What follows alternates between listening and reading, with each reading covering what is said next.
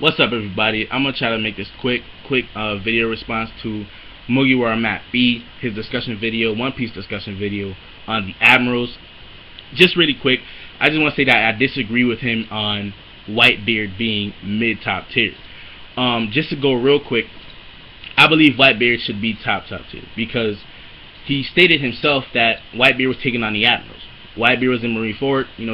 Crocodile tried to take him on. A lot of people was trying to take this man, and he got off his ship and he didn't foderize. He was foderizing regular Marines and stuff, and he was just taking on the Admirals and a bunch of other people. So go watch Marineford yourself. I don't believe this man could be mid-top tier. I just can't believe it. His devil fruit himself, his durability feats. The man got stabbed, proceeded to get his insides roasted.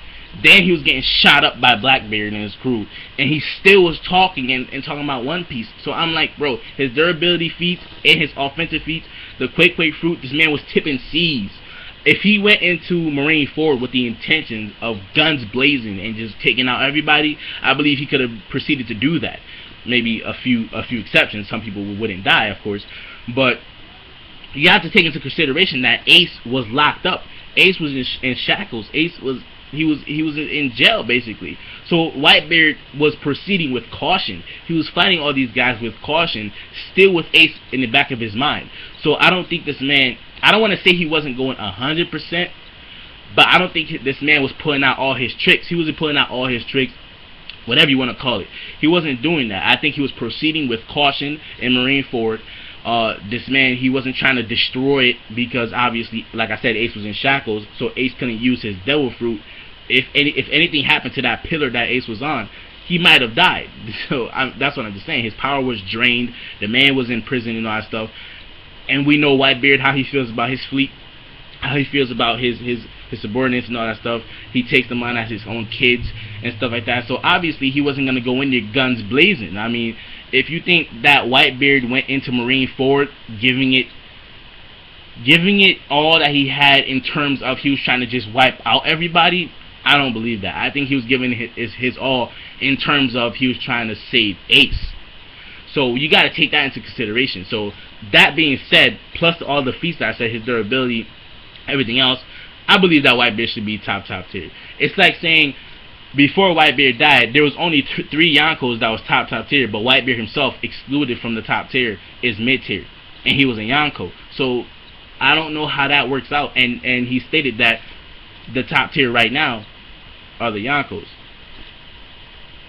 So I just disagree with that. Moving on, I basically agree with everything how he said about the Admirals, Fujitora, Mihawk, Garp, Marco, them being mid-top tier. I agree with that. He said the top tier were the Yonkos and Monkey D currently. I agree with that. The bottom top tier, he said it was Luffy, Zoro, Law, Dofo, Kuma. Could it be said that Kuma should be bumped up? What I mean by that is Saburi, Thriller Bark. This man foderized. He was foderizing them. No one could touch him. The man is super fast. You could put the argument that it was multiple Kumas. I understand that. You could present that argument. Saburi foderized them. He sent them all to other islands. No one could really do anything. They were all. That's like their weakest moment within the story. They were just at their last bit of percentage. Like the Straw Hats got handled in Saburi. So I think that Kuma should be bumped up a little bit to maybe mid-top tier. And Law. The only thing I have with Law is Law's room. This man is pretty hacks in his room. He can do whatever he wants. The only big weakness to Law in his room is speed and Logias. I think that, Logia is their shapeshifter, so he can't really cut them, and speed. So Kizaru versus Law, Kizaru's probably going to handle this guy. So I think that, maybe if him versus Akainu or him versus Aokiji would be a great fight. Law versus Aokiji would be a pretty good fight in his room. Law's room itself. That's why I say he should be bumped up a little bit. Not him as a character and all that stuff, but within his room, you have to take into consideration who can actually beat him.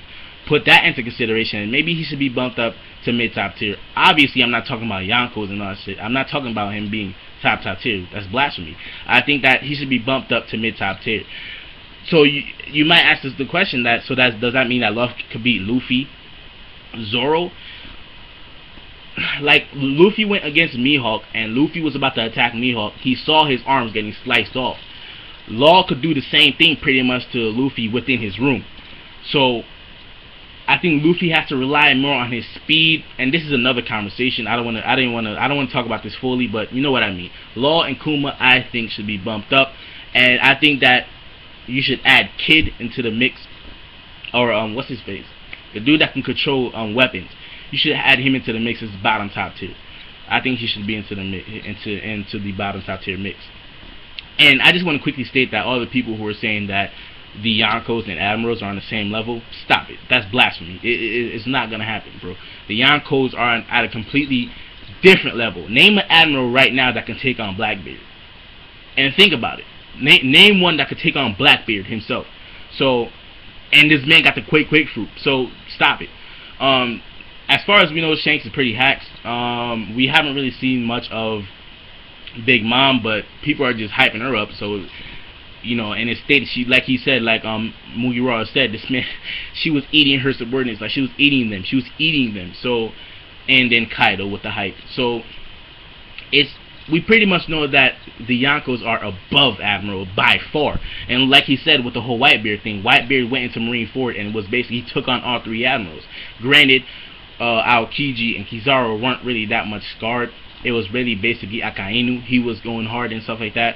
So you can take that into consideration. But other than that, man, Whitebeard went in and was fodderizing people. So there's no way Admirals and Yonkos could be at the same level.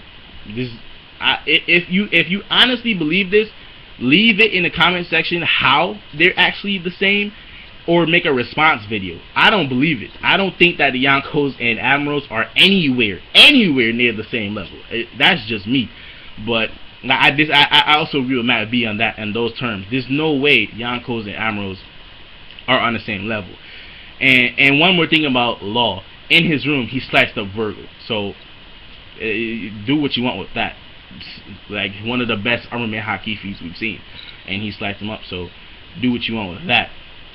So yeah, and he also mentioned about Shanks.